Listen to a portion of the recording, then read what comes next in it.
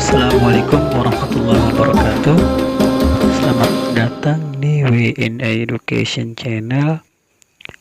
Kali ini channel ini akan membahas tentang keajaiban kota Mekah.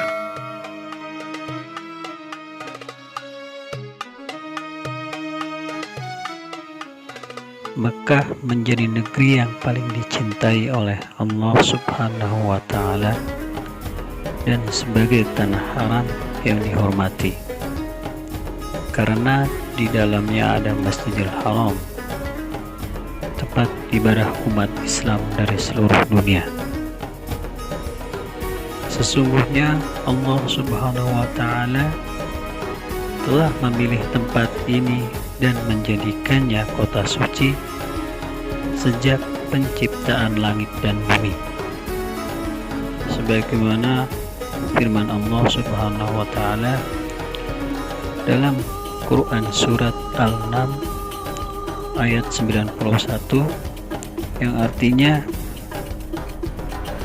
aku hanya diperintahkan untuk menyembah Tuhan negeri ini, Makkah, yang telah menjadikannya suci dan kepunyaannya lah segala sesuatu, dan aku diperintahkan supaya aku termasuk orang-orang yang berserah diri. Sebagai kota suci, kota Mekah memiliki beberapa nama. Sebagai tanda pengagungan terhadap Mekah, maka beberapa kali Allah Subhanahu wa Ta'ala menyebutkannya di dalam Al-Quran. Selain nama Mekah, Allah Subhanahu wa Ta'ala juga menyebutnya dengan kata Bakkah, sebagaimana dalam firman-Nya, yaitu di Quran surat Ali Imran ayat 96. Yang kedua dengan sebutan Ummul Qura, yang disebutkan di Quran surat Asy-Syura ayat 7. Ketiga dengan sebutan Al-Balad Al-Amin di Quran surat At-Tin ayat 1-3. Al-Balad Al-Amin adalah sebutan agung bagi kota Mekah. Ini berarti bahwa Mekah adalah tempat yang aman untuk setiap urusan. Begitu mulianya kota Mekah sehingga Dajjal pun tak akan dapat memasuki kota ini. Allah Subhanahu wa Ta'ala telah menyiapkan untuk kota ini malaikat-malaikat yang akan menjaga kebusukan Dajjal. Rasulullah Shallallahu Alaihi Wasallam bersabda, sebagaimana tersebut di dalam riwayat Imam Bukhari dari Anas radhiyallahu anhu, tidaklah suatu negeri melainkan akan dilangkahi oleh Dajjal kecuali Makkah dan Madinah. Tidak ada celah dari celah-celahnya, melainkan para malaikat berbaris rapat untuk menjaganya. Kemudian kota Madinah berguncang 3 kali. Maka Allah Subhanahu wa Ta'ala mengeluarkan setiap orang kafir dan orang kafir munafik darinya. Hadis riwayat Bukhari. Alasan lain bahwa kota Mekah menjadi tempat paling dicintai Allah Subhanahu wa Ta'ala adalah karena Allah Subhanahu wa Ta'ala memilihnya menjadi tempat bertemunya Adam dan Hawa.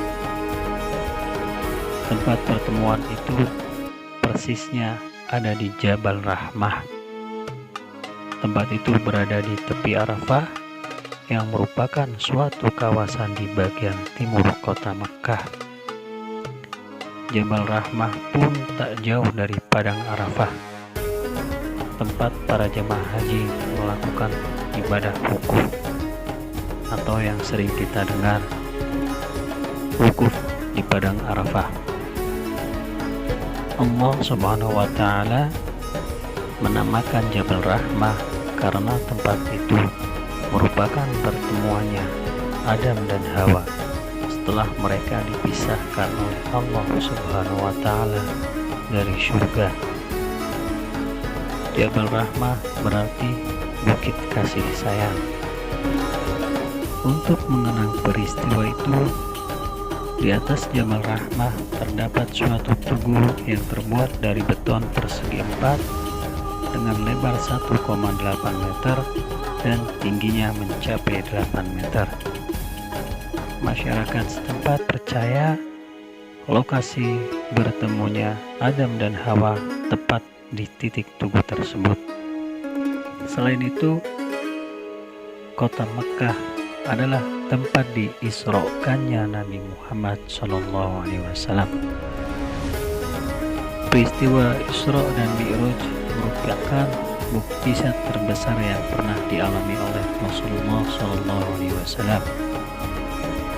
Beliau diberi kekhususan oleh Allah Subhanahu wa Ta'ala untuk melakukan perjalanan suci agar bermunajat dari tanah haram atau suci menuju Masjid Al-Aqsa.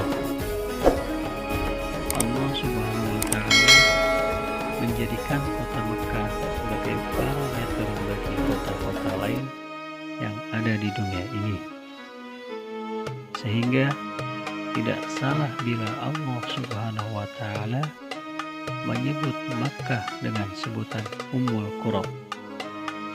Ini menunjukkan Mekah adalah sebagai pusat bagi kota-kota lain. Kata yang artinya ibu memiliki arti yang luas di dalam peradaban Islam. Sebagaimana seorang ibu adalah sumber dari keturunan, maka Mekah juga merupakan sumber dari semua negeri lain serta keunggulan di atas semua kota. Sejak 1400 tahun yang lalu, Al-Quran telah berbicara mengenai kota Mekkah dan Ka'bah sebagai pusat bumi. Ketika pertama kali Neil Armstrong melakukan perjalanan ke luar angkasa dan mengambil gambar bumi, dia berkata, planet bumi ternyata bertumpu di area yang sangat gelap. Dan di manakah ia berbasis? Fakta ini telah diteliti melalui sebuah penelitian ilmiah. Begitu juga pengamatan yang diambil dari bulan. Keajaiban ini kemudian menyentuh hati seorang astronot India yang kemudian memeluk Islam. Dia adalah Sunita Williams, astronot wanita India pertama yang pergi ke bulan pada 2 Juli 2007. Ia mengikuti jejak pendahulunya, yaitu Neil Armstrong, yang juga menyatakan dirinya masuk Islam sekembalinya dari bulan. Sunita Williams adalah seorang astronot kelahiran Ohio 19 September 65. Ia memegang rekor perjalanan luar angkasa untuk wanita. Ia berada di luar angkasa terlama, yaitu 195 hari, dan berjalan di luar angkasa selama 29 jam 17 menit. Dalam perjalanannya ke bulan, Sunita melihat fenomena yang aneh saat pandangannya menuju ke bumi. Ketika bagian bumi lainnya nampak gelap, ternyata ada sebagian kecil bumi yang nampak terang, yaitu kota Mekkah dan Madinah. Menurutnya, dari atas seluruh permukaan bumi diselimuti kegelapan. Namun, ternyata ada dua tempat yang sangat berbeda, yaitu Makkah dan Madinah.